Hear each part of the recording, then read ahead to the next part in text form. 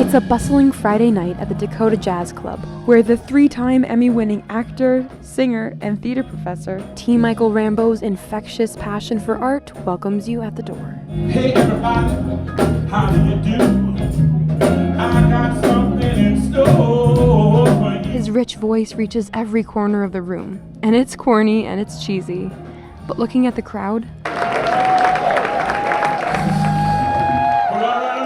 it feels as though his smile reaches the corners of every heart.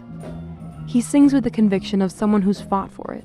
And in the case of T. Michael, I was a banker, did my undergrad in marketing, then went back to get a degree in finance. And I found myself with a lot of money at an early age and not a lot of management skills to utilize that, and became addicted to cocaine and heroin. And that sent me onto the streets. I lost everything and was homeless in Austin, Texas. he has. Back to square one. He was a man in his 20s with a one-way ticket from Texas to Minnesota in search of healing when, I didn't find theater, theater found me. at a frozen yogurt shop, And I would just sing little songs.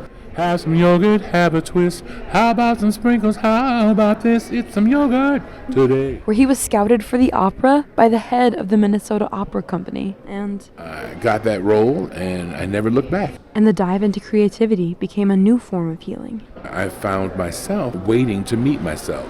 Is knowing your character also knowing yourself? I think so. Yeah, I do. I think that knowing the character requires a more intimate understanding of who yourself. The parts of myself that I am able to peel away give me permission to know those characters or those elements, those attributes, or those and access to those particular parts of myself. And I'm like, oh. Though it was laced with uncertainty. For me, it was just a sense of stepping into the unknown. Theater has taught me that the greatest emotions and the two most pivotal in any conversation are fear and love.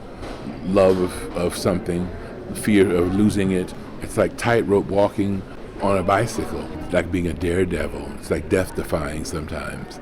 But at the same time, it's so freeing. And that freedom is what allowed him to know the necessity of every part of his journey. Art opens and closes the wound at the same time. And it became a way for an outlet for me to feel present and alive, for me to make amends to my body and my spirit, recognizing that I had done harm to me. Including his past. When I drink, I break out. Teeth, windows, everything. I've been sober 34 years for a reason.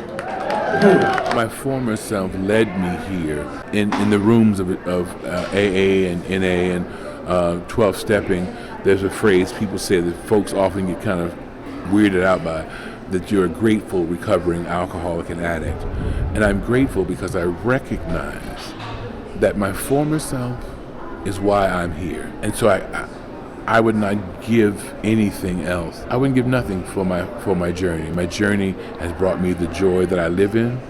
And so there's much peace and contentment, and there's much satisfaction and gratification knowing that who I was gave me the opportunity to step into who I've become by leaving me alone, destitute, and indigent, and open, and so tattered and torn and totally open. Open to taking risks? You never know what the universe has in store for you.